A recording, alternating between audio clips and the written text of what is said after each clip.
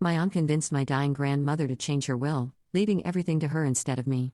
At the funeral, she gloated about finally getting what she deserved. What she didn't know was that I had been Grandma's secret caregiver for years and had everything documented. The real will I produced made her face turn white. Growing up, my grandmother Eleanor was the most important person in my life. My parents divorced when I was 8, and while they were busy fighting over custody and assets, Grandma Eleanor became my safe haven. Her small Victorian house on Maple Street was where I spent every weekend, every summer vacation, and every holiday that my parents were too preoccupied to celebrate properly. Eleanor was a remarkable woman who had worked as a nurse for 40 years before retiring. She was sharp, independent, and had a wicked sense of humor that could make me laugh even during the worst moments of my childhood. While my parents were wrapped up in their own drama, Grandma Eleanor was teaching me how to bake, helping with homework, and listening to all my teenage problems with infinite patience. My Aunt Diane was Eleanor's younger daughter and had always been the family troublemaker. She was 15 years younger than my mother and had lived a chaotic life filled with failed relationships, questionable career choices, and constant financial emergencies.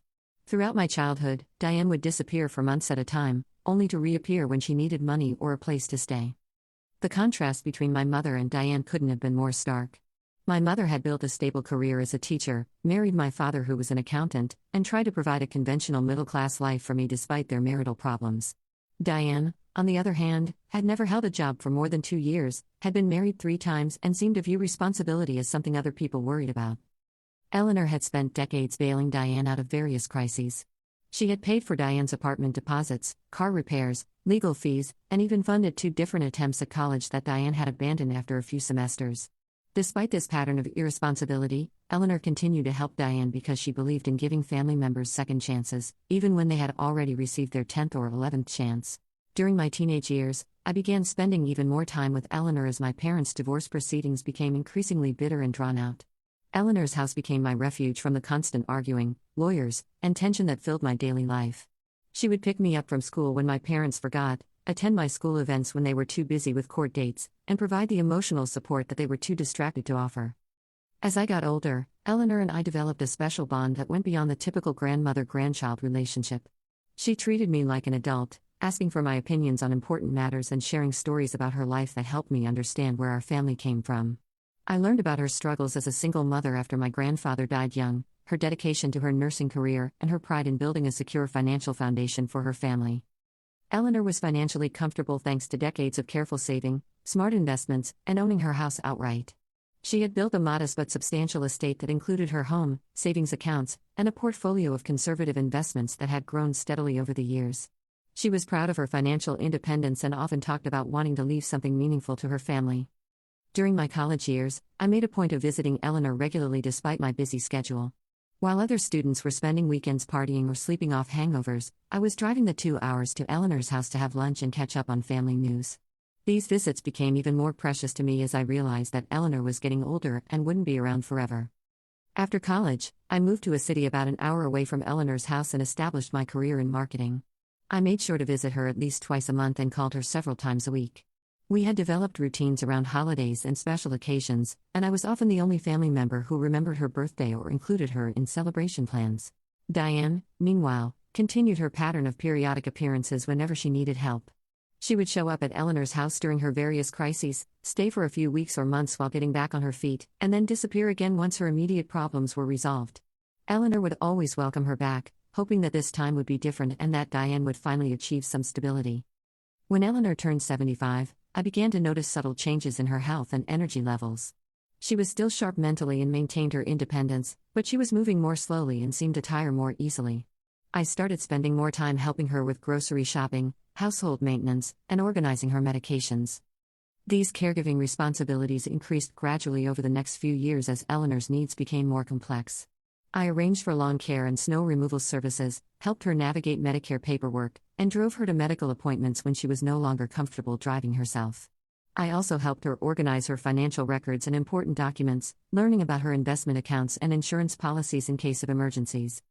Eleanor was grateful for my help but also concerned about burdening me with responsibilities that should have been shared among family members.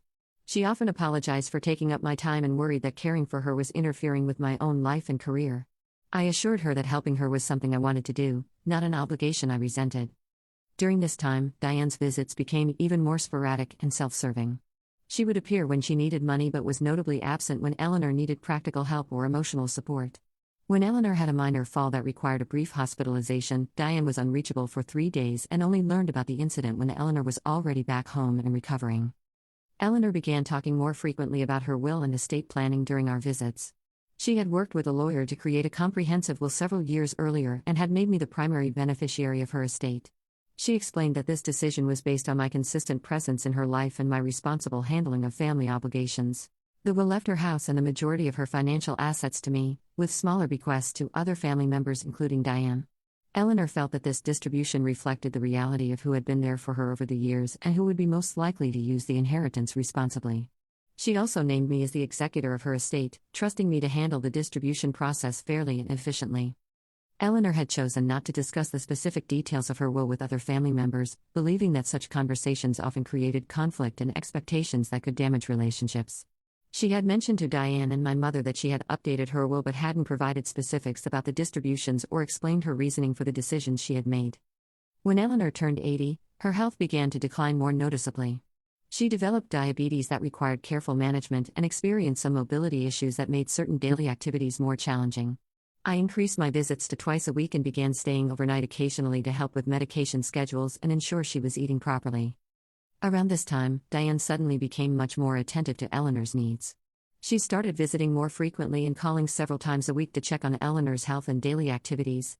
Initially, I was pleased that Diane was finally stepping up to help care for our grandmother, thinking that Eleanor's declining health had motivated her to become more responsible.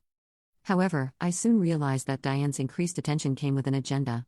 She began asking Eleanor detailed questions about her financial situation, insurance policies, and estate planning.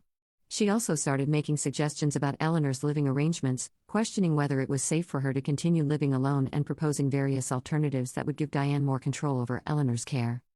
Diane also began criticizing my caregiving efforts, suggesting that I wasn't doing enough to ensure Eleanor's safety and well-being. She questioned my decisions about Eleanor's medical care and implied that I was taking advantage of Eleanor's trust for my own benefit. These accusations were particularly hurtful because they came at a time when I was sacrificing significant time and energy to ensure Eleanor's needs were met. The manipulation escalated when Diane convinced Eleanor that she needed to update her will to reflect her current health situation and care needs. Diane argued that the existing will was outdated and that Eleanor's estate planning should account for the possibility that she might need expensive long-term care in the future. Diane accompanied Eleanor